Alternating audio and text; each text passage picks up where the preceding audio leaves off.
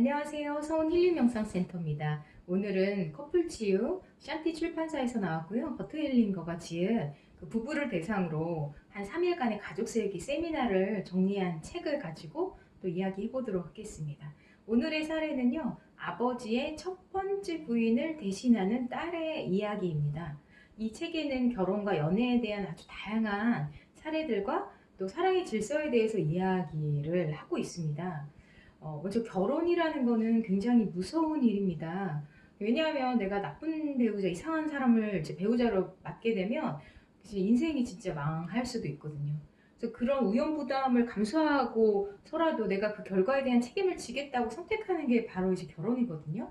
이 책의 두 번째 사례에 나오는 실비아 역시 그 결혼을 굉장히 하고 싶어 하는데도 아주 무서워했어요. 그러면서 뭐라고 얘기하냐면, 나는 결혼을 하면 결혼 생활을 파탄에 이르게 하는 게 아마 도망칠 것 같다. 이렇게 강한 두려움이 몰려오는 거예요. 네. 실비아의 그 가정사를 보니까 아버지가 알코올 중독자였고요. 아예 이제 집안을 안 돌보고 바깥에서 살다시피 했다고 합니다. 그래서 이제 엄마가 이 양육이나 이런 것들을 다 책임을 져야 했는데요. 이런 성장기 경험이 실비아로 하여금 결혼을 이제 기피하게 만든 요인이 될 수 있는데, 더 근본적인 이유는 아버지의 그 전 남녀 관계와 깊이 연결되어 있었습니다. 아버지는 지금 실비아의 엄마랑 결혼하기 전에 첫 번째 부인과 결혼을 했었고요. 그 사이에서 이복 오빠가 한 명 태어납니다. 그런데 얼마 지나지 않아 이 아버지가 첫 번째 부인하고 이혼을 하게 돼요. 왜냐하면 첫 번째 부인이 아버지의 가장 친한 친구와 이제 바람을 피웠기 때문입니다. 실비아가 아까 나는 결혼 생활을 파탄에 이르게 하고 아마 도망칠 것 같아. 이렇게 그런 감정을 느낀다고 했는데요. 그러면 이 감정은 누구의 것일까요? 네, 맞습니다. 바로 아버지의 첫 번째 부인의 감정을 대신하고 있습니다. 아버지 첫 번째 부인은 나하고 혈압도 없고 피 한 방울 섞이지 않았는데 왜 이걸 대물림하냐. 우리 가족의 어떤 역사에 아주 깊은 영향을 미친 사람은 피로 연결되어 있는 혈육이 아니더라도 운명 공동체 안으로 들어오게 돼서 원가족만큼의 어떤 힘을 발휘하게 됩니다.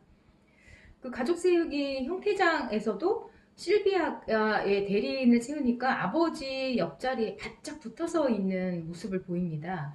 아버지의 옆자리는 누가 서야 될까요? 네, 바로 아버지의 부인이겠죠. 아내. 그래서 아버지의 배우자인 첫 번째 자리에 실비아가 서 있는 모습을 이제 볼 수가 있었고요.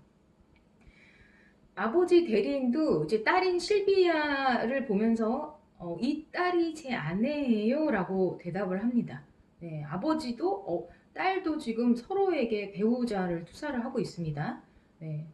이 첫 번째 부인 사이에서 이제 풀리지 않은 얽힘이 있다 보니까 이게 이제 형가족 안에서 그대로 재현되고 있는 것을 이제 볼 수가 있습니다. 그래서 이제 버트 헬링거는 실비아에게 아버지를 향해 이렇게 말하도록 시킵니다.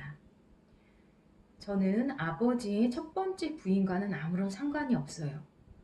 저는 그저 어린아이일 뿐이에요. 제발 저를 아버지의 딸로서 바라봐 주세요. 그러면 저도 아버지를 제 아버지로서만 바라볼게요. 자, 이렇게 세우기 언어를 하니까 풀림이 일어나고 비로소 아버지는 실비아를 딸로서 바라보게 되고요. 실비아는 얘 엄마를 이제 자신의 아내로 다시 바라볼 수 있게 됩니다. 이 사례에서 이제 볼 수 있듯이 내가 자주 느끼는 여러 가지 불행한 감정들 있죠. 우울, 무기력, 슬픔, 죄책감, 원망, 분노 여러 가지 감정들이 있잖아요. 근데 이것이 거의 다 내 게 아니에요. 이런 걸 이제 대물림된 감정, 물려받은 느낌이라고 얘기를 하는데 부모님이나 선대 또는 어떤 얽힘으로 인해서 운명 공동체로 묶인 누군가의 감정이 나에게 대물림되는 경우는 굉장히 흔합니다. 이런 역학관계를 좀 선명히 볼 수 있도록 도와주는 것이 바로 가족 세우기의 힘이라고 이제 볼 수 있습니다. 다시 이제 실비아는 자신의 엄마의 옆자리에 선 채 남자친구를 향해서 이렇게 말하도록 합니다. 우리 엄마 곁에서 나는 어린아이일 뿐이에요. 그리고 당신, 남자친구 옆에서 나는 여자가 돼요. 이렇게 이야기를 하자 실비아와 남자친구는 미소를 지으면서 서로 포옹을 합니다. 네. 이렇게 풀림이 일어나면 결혼에 대한 두려움 없이 잘 행복하게 잘 살 수 있게 되겠죠. 어머니를 거부하고 아버지하고만 연결되어 있는 여자, 이걸 이제 파파거리라고 하는데요. 이런 여자보다 어머니를 사랑하고 존경하고 또 어머니와 연결되어 있는 여자가 남자들에게 더 매력적이다, 이렇게 얘기를 버트 헬리건 선생님이 얘기를 합니다.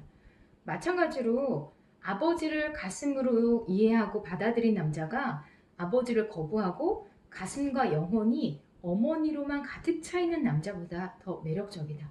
네. 마마보이라고 하잖아요. 엄마를 자기의 그 엄청 가까이 있는. 자, 이런 그 말씀이 무슨 뜻일까요? 그 자기와 같은 성을 동성을 가진 그 부모와 사랑과 존경으로 이제 연결되어 있는 자녀는 이성에게 훨씬 더 매력적으로 보인다는 거예요. 왜일까요? 내 안의 여성성 또는 남성성의 원형이 바로 부모님이잖아요. 근데 그 동성이 부모를 사랑하고 존경하면 본래 자신이 갖고 있는 성에너지가 억압이 되지 않아요. 그러면서 자연스럽게 이렇게 매력이 흘러나오기 때문입니다.